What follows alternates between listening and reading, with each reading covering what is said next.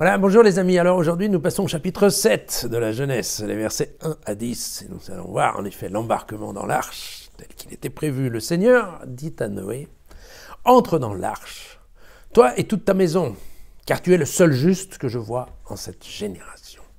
Tu prendras 7 couples de tout animal pur, un mâle et sa femelle, et d'un animal impur, un seul couple, un mâle et sa femelle, ainsi que des oiseaux du ciel, 7 couples, mâles et femelles, pour en perpétuer la race sur toute la surface de la terre. Car dans 7 jours, je vais faire pleuvoir sur la terre pendant 40 jours et 40 nuits. J'effacerai de la surface du sol tous les êtres que j'ai faits. » Noé se conforma à tout ce que le Seigneur lui avait prescrit. Noé était âgé de 600 ans quand eut lieu le déluge, c'est-à-dire les eaux, sur la terre.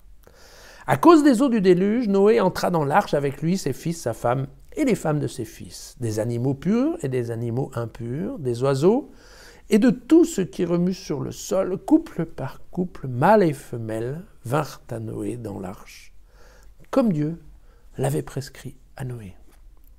7 jours passèrent, et les eaux du déluge submergèrent la terre. Voilà. Alors, évidemment, vous allez me dire, c'est quand même un peu bizarre parce qu'il n'y a pas très longtemps, Dieu donnait d'autres directives concernant les animaux.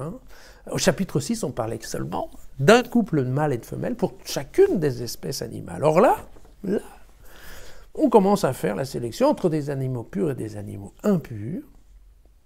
Et on voit qu'on prend 7 couples d'animaux purs et un seul couple d'animaux impurs. Pourquoi ? Tout simplement parce que le chapitre 6 ça correspond à ce que je vous avais appelé la version sacerdotale. Donc on pense à celle qui a été construite en fait en moins 500.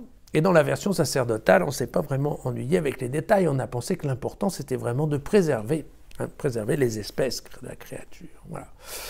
Là, au chapitre 7, nous retrouvons la version yaviste. Alors, ce qu'on a pensé être la version yaviste en tout cas. Encore une fois, on n'était pas bien sûr que c'était avant ou après la version sacerdotale, mais c'est pas grave. L'important, c'est quoi? C'est que dans la version yaviste, on attache en fait beaucoup d'importance au rituel et surtout au sacrifice. Voilà. Et donc, il était important de prévoir les sacrifices. Si vous faites le compte avec moi, 40 jours, ça correspond plus ou moins à 5 semaines. Nous avons un sacrifice par semaine.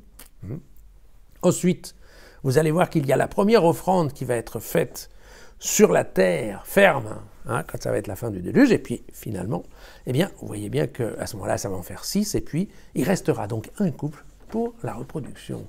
Voilà l'idée. Et donc c'est comme ça que, parce qu'on a compté avec les sacrifices, on a pris beaucoup plus d'animaux purs que d'animaux impurs. CQFD. Alors, on se souvient que Noé avait 500 ans à la naissance de ses 3 fils. On ne sait pas si c'était des triplets ou pas. Mais il en a maintenant 100 de plus. Voilà. Et comme on sait qu'il va survivre 950 ans, parce qu'on le verra plus tard, eh bien, vous voyez que l'aventure de Noé, elle, n'est pas terminée. Voilà.